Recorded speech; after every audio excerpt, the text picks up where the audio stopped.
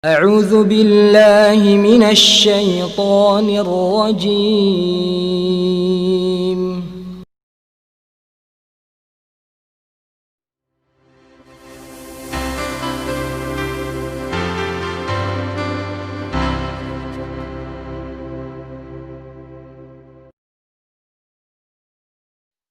Bismillahirrahmanirrahim. Assalamualaikum warahmatullahi wabarakatuh. Alhamdulillahi rabbil alamin. Alhamdulillahilladzi faddalana ala katsirin min ibadihil mu'minin.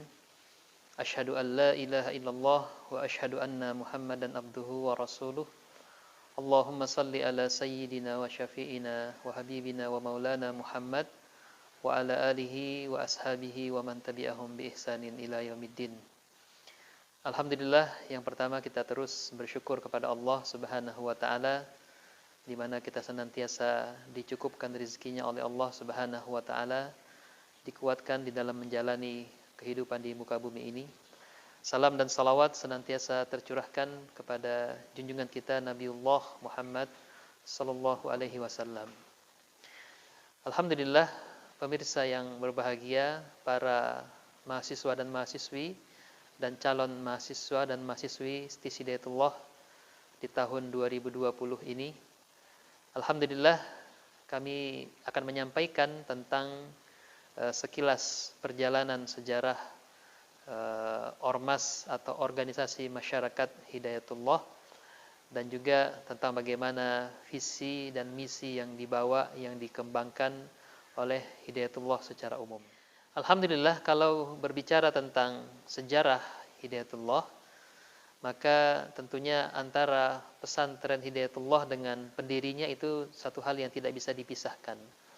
Adalah dua entitas yang tidak bisa dipisahkan, yakni antara berdirinya pesantren Hidayatullah dengan sosok yang sangat fenomenal, yakni Allahu yarham Abdullah Said rahimahullah.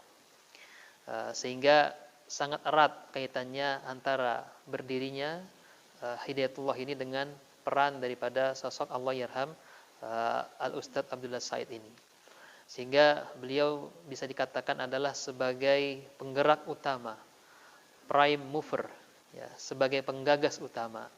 Ditambah lagi tentang bagaimana kepribadian beliau yang sangat karismatik, ya, di mata para santrinya, membuat akhirnya kemudian Hidayatullah otomatis juga menjadi wadah untuk menjadi perwujudan atas pikiran-pikiran besar beliau ini. Jadi sekilas kami sampaikan sketsa biografis daripada Kiai Haji Abdullah Said rahimahullah. Beliau nama aslinya adalah Muhsin Kahar. Beliau lahir tepat pada tanggal 17 Agustus 1945, yang kemudian menjadi hari juga kemerdekaan bagi negara kita. Dalam perjalanannya beliau masa kecilnya itu berada di daerah Sulawesi, ya. Kemudian pernah hijrah ke ujung pandang, ya.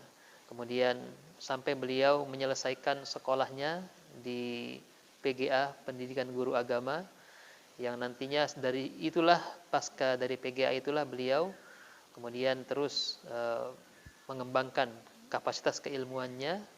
Ada beberapa kampus-kampus yang pernah beliau masuki, pernah memasuki IAIN Alauddin Makassar, kemudian pernah juga sampai ke IAIN Sunan Kalijaga di Yogyakarta.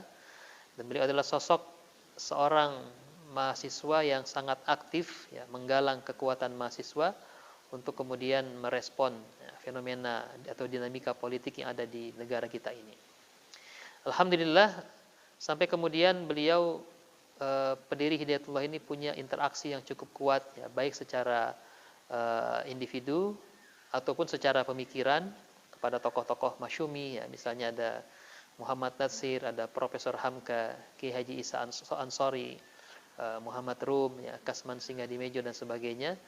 Inilah yang menjadi atmosfer ideologis beliau, sehingga beliau terantar untuk menjadi seorang harokah, ya, seorang haroki yang kemudian menggerakkan kaum muslimin agar bisa memperjuangkan agama Islam ini.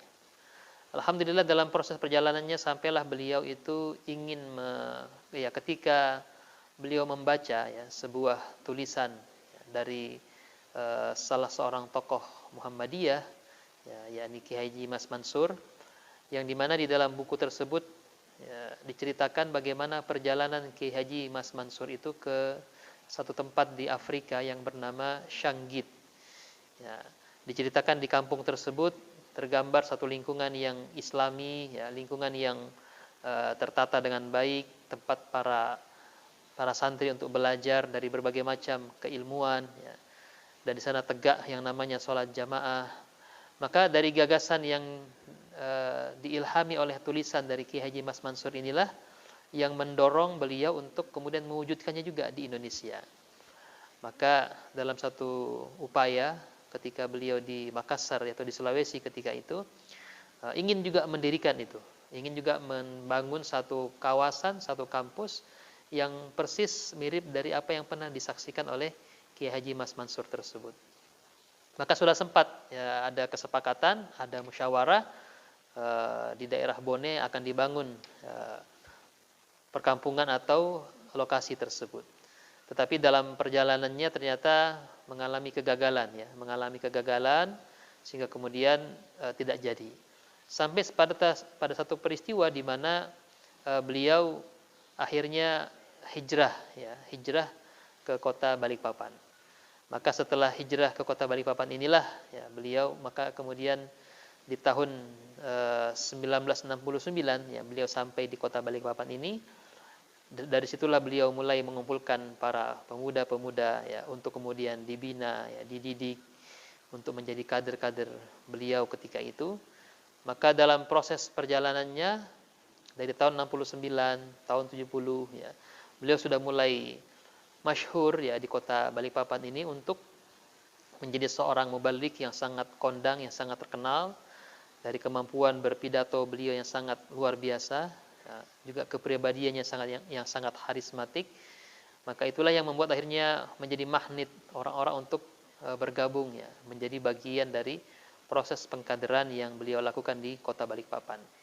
Inilah yang menjadi cikal bakal ya, yang menjadi cikal bakal akhirnya dari kumpulan beberapa santri-santri awal itu yang berpindah-pindah ya ketika di tahun 70 itu bertempat di Gunung Sari di sebuah musola namanya Musola Al Ihsan. Kemudian di tahun 71 sudah mulai ada proses rekrutmen ya, pengkaderan yang disebut dengan training center ya. Kemudian dari proses training center itu nanti para alumni-alumninya disebarkan ya untuk berdakwah, untuk kemudian merekrut kembali kader-kader baru. Nah, di tahun 72 beliau ini sempat mendapatkan tawaran untuk kuliah lagi di Kuwait. Ya, beliau sudah siap-siap ya, sudah mempersiapkan diri, bahkan sudah ke Jakarta untuk berangkat.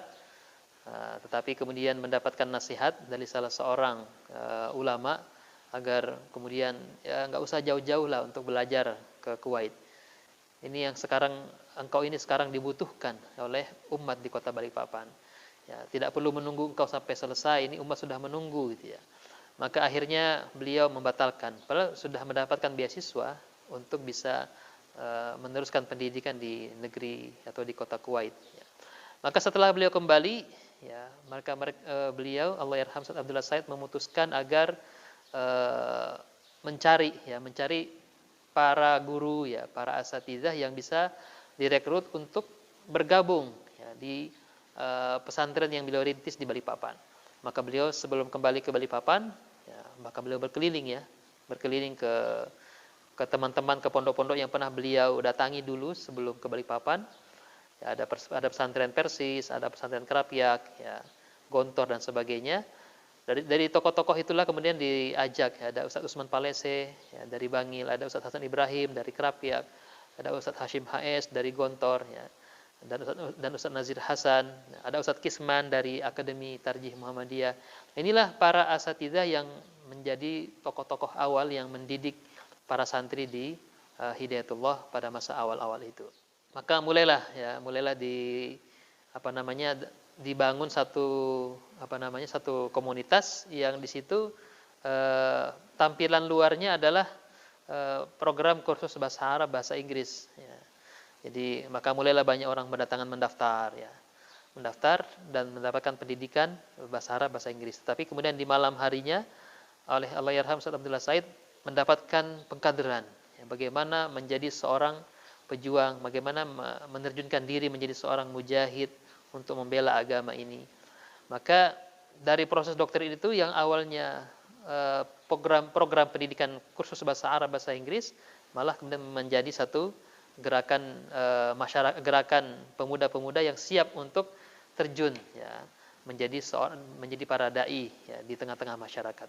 Maka para santri-santri awal yang berkumpul dari kegiatan kursus bahasa Arab, bahasa Inggris itulah yang menjadi santri-santri awal Hidayatullah.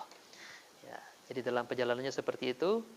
Maka kemudian di tahun 73 itu pernah ya, kegiatan mereka ini didatangi oleh tokoh-tokoh Muhammadiyah. Bahkan Profesor Dr. Hamka datang, ya, kemudian Ki Haji A.R. Fahrudin juga datang untuk melihat bagaimana geliat ya, anak-anak muda di Balikpapan ini yang nanti menjadi cikal bakal berdirinya Hidayatullah.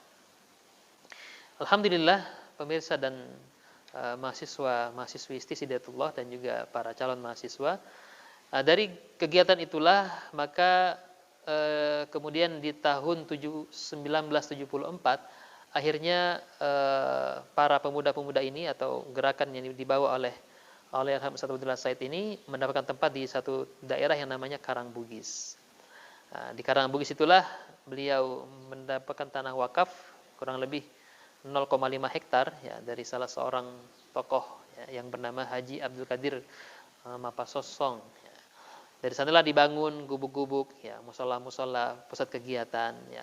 Lama-kelamaan ya, dari proses kegiatan di Karangbugis itu, akhirnya beliau terus ya menggencarkan kegiatan dakwahnya sampai kemudian akhirnya mendapatkan perhatian langsung dari pemerintah. Nah, ketika itu wali kota Balikpapan itu adalah Kiai Haji Asnawi Arba'in ya, yang menjadi wali kota. Maka beliau terpanggil untuk kemudian mencarikan lokasi ya, area. Maka dari proses pencarian itu atas jasa Pak Wali Kota ini maka didapatkanlah tanah ya, tanah wakaf seluas 5,4 hektar dari salah seorang ketua RT yang bernama Bapak Darman. Nah, dari sinilah cikal bakal nanti awal mulanya Hidayatullah bisa bertempat di Gunung Tembak.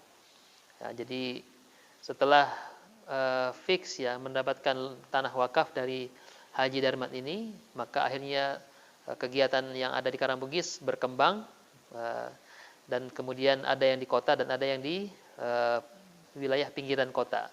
Kebetulan Gunung Tembak ini adalah wilayah pinggiran kota yang cukup jauh ya, sekitar 33 km dari pusat kota. Maka beliau Allahyarham Ustaz Abdullah Said bekerja siang malam ya, merintis semak belukar ya.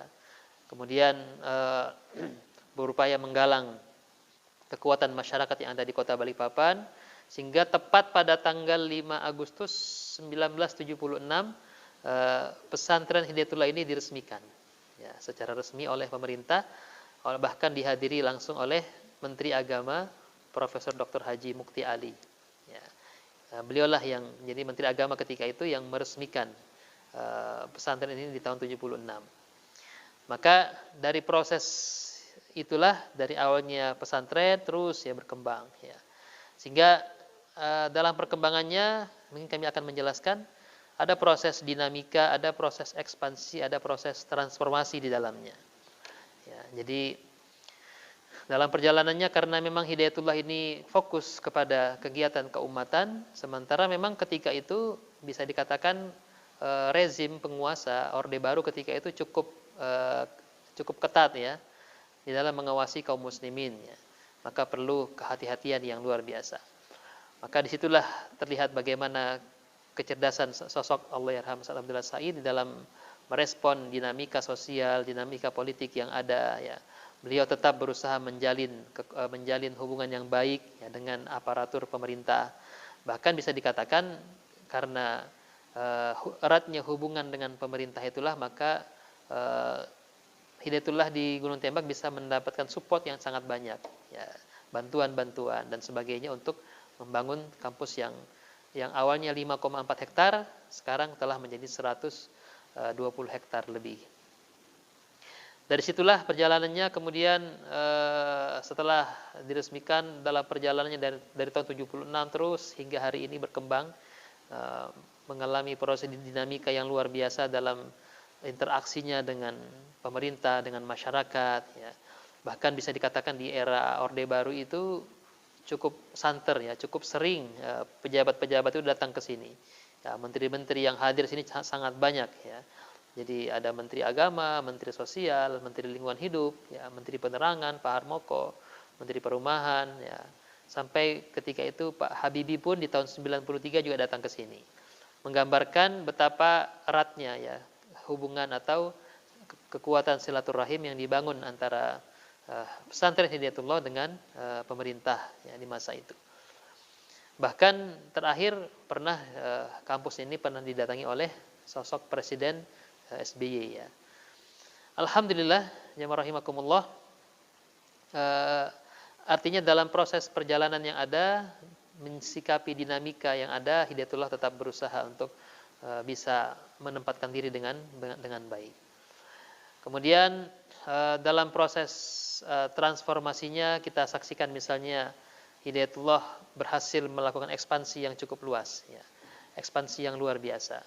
Jadi kader-kader yang dididik, ya, yang dilatih di kampus Gunung Tembak ini kemudian ditugaskan, bahasanya itu ditembakkan, ya, ke cabang-cabang yang ada untuk juga membuka kampus yang sama.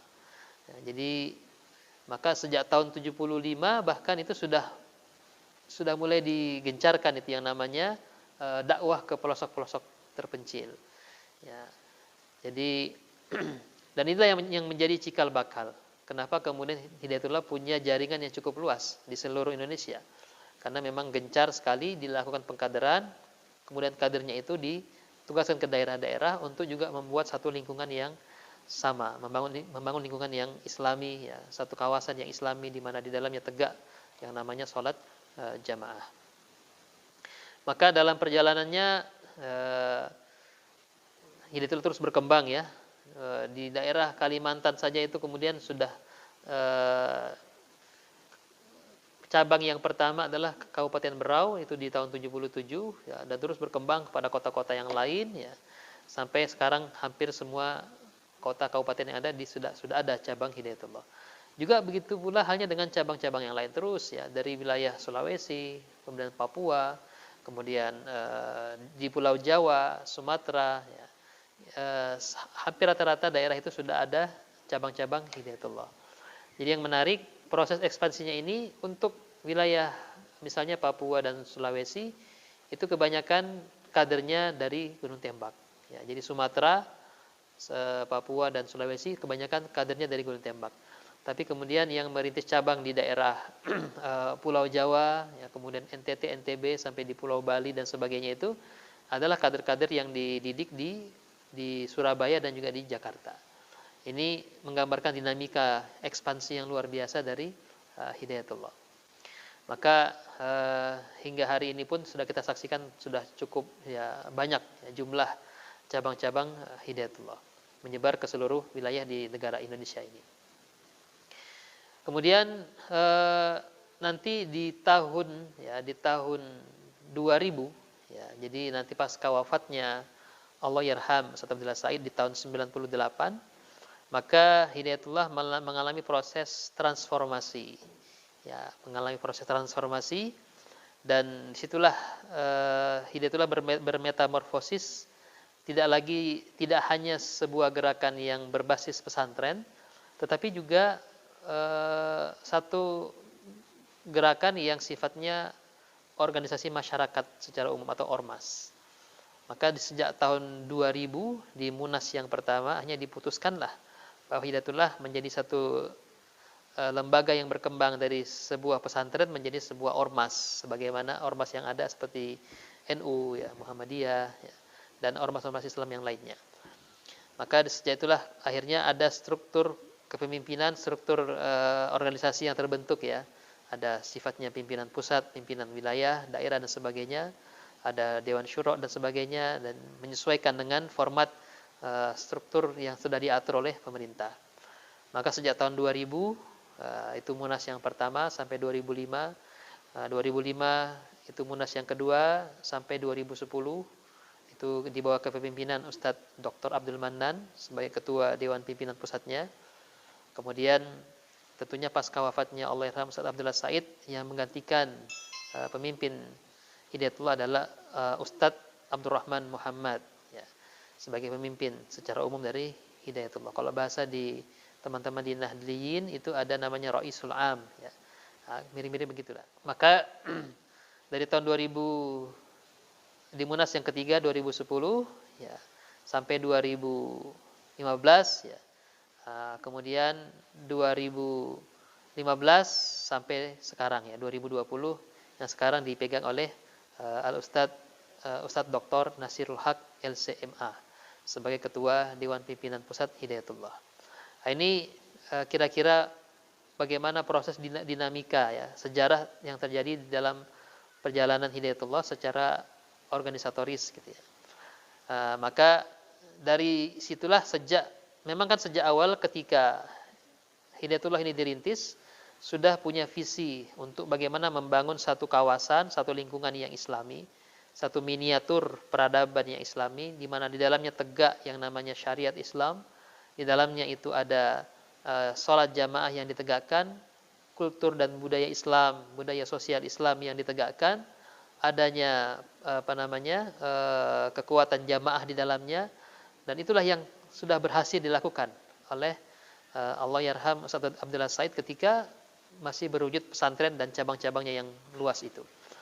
Maka setelah menjadi ormas, Hidayatullah sudah menetapkan visinya. Ya, visinya adalah membangun peradaban Islam. Jadi visinya adalah membangun peradaban Islam. Sebenarnya adalah kelanjutan dari visi besar yang sudah ditancapkan, ya, di masa Allahyarham Ustadz Abdullah Said. Jadi sebenarnya pesantren yang ada itu adalah miniatur daripada peradaban Islam itu. Maka visi besar Hidayatullah menjadikan kampus-kampus yang ada di seluruh Indonesia sebagai miniatur kecil daripada peradaban Islam. Karena punya harapan besar bagaimana kelak nantinya akan bisa tegak kembali yang namanya hadaratul Islam, tegaknya kembali peradaban Islam yang pernah dibangun oleh para pendahulu di dalam perjalanan sejarah kaum muslimin, ya. Kita tahu kaum muslimin pernah punya sejarah yang sangat gemilang di dalam membangun peradabannya. Inilah yang menjadi impian besar, harapan besar Hidayatullah, mengembalikan kembali apa yang pernah dicapai di dalam sejarah kaum muslimin. Alhamdulillah, tentunya ada turunan daripada visi misi itu, ya. Jadi jelas visi membangun peradaban Islam adalah bagaimana manifestasi iman, ya, dalam segenap aspek kehidupan. Itulah terjemahan daripada peradaban itu. Ya, jadi dalam segala aspek kehidupan ada manifestasi keimanan Islam di sana. Ya, ini sehingga kalau nanti para mahasiswa, para santri ketika datang ke Hidayatullah Gunung Tema akan menyaksikan itu. Bagaimana keseharian kita, kemudian perjalanan waktu-waktu yang dijalani di kampus ini adalah betul-betul manifestasi keimanan kepada Allah Subhanahu wa taala. Makanya kami dari pihak STIS Hidayatullah, ya, memanggil para pemuda-pemuda Islam yang ada di seluruh pelosok tanah air ini, marilah bergabung ke STIS Hidayatullah, bersama-sama kita, ya, belajar, ya, kemudian juga berjuang. Dengan bergabung di STIS Hidayatullah, teman-teman akan dididik di kader menjadi kader-kader muslim, ya, yang memiliki izzah, memiliki syakhsiyah, semangat keislaman yang kuat, untuk kemudian bersama-sama dengan Hidayatullah untuk menegakkan kembali peradaban Islam. Nah, jadi kira-kira seperti itu sekilas, ya, perjalanan sejarah Hidayatullah, dan visi besarnya adalah bagaimana membangun peradaban Islam. Dengan para mahasiswa, teman-teman hadir bergabung di STIS Hidayatullah, maka menjadi para pemuda-pemuda yang mengambil peran, ya, mengambil peran untuk memperjuangkan kembali upaya penegakan daripada peradaban Islam ini, dalam artian menjadikan Islam sebagai kekuatan yang rahmatan lil alamin di tengah-tengah masyarakat di negara kita ini, bahkan juga mungkin ke seluruh dunia ini. Barangkali demikian yang bisa kami sampaikan. Kurang lebihnya saya mohon maaf. Subhanaka la ilma lana illa ma 'allamtana innaka antal alimul hakim. Assalamualaikum warahmatullahi wabarakatuh.